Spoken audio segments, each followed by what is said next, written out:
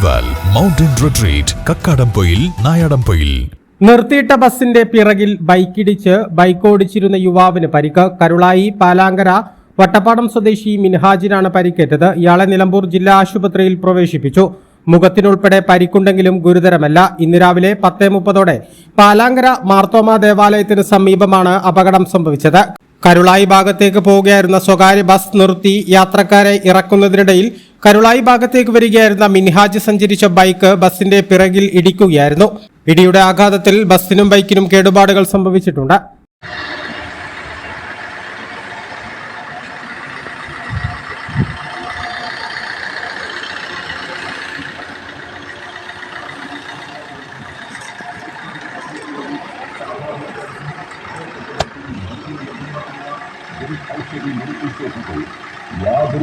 KTH Jewelry, Silver, Gold and Diamond, KNS Building near Grameen Bank, Agambadam.